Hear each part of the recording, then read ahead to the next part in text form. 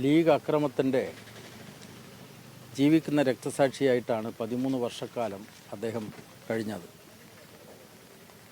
മോഹനെ ഹരിയിലെ league കേന്ദ്രത്തിൽ വീട് വളഞ്ഞ് ആക്രമിച്ച്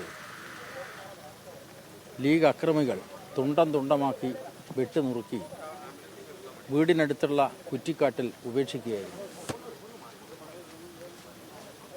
വീട്ടുകാരന്വേഷിച്ചിട്ടും നാട്ടുകാരന്വേഷിച്ചിട്ടും കണ്ടെത്താത്ത മോഹനെ ഒടുവിൽ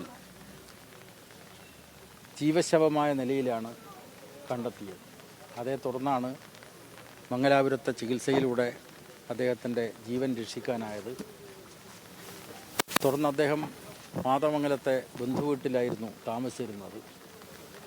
ഇപ്പോൾ 13 കൊല്ലം ലീഗ് അക്രമത്തിൻ്റെ ജീവിക്കുന്ന രക്തസാക്ഷിയായിട്ടാണ് മാതമംഗലത്ത് മോഹനൻ കഴിഞ്ഞത്.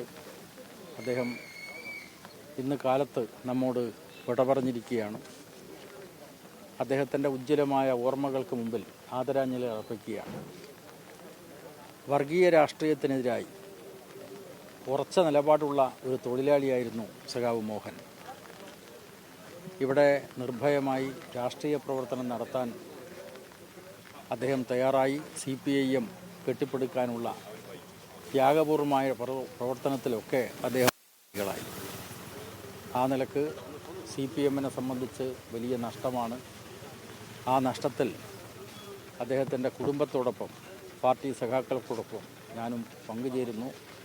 അദ്ദേഹത്തിൻ്റെ വേർപാടിൽ അഗാധമായിട്ടുള്ള ദുഃഖവും അനുശോചനവും രേഖപ്പെടുത്തുന്നു.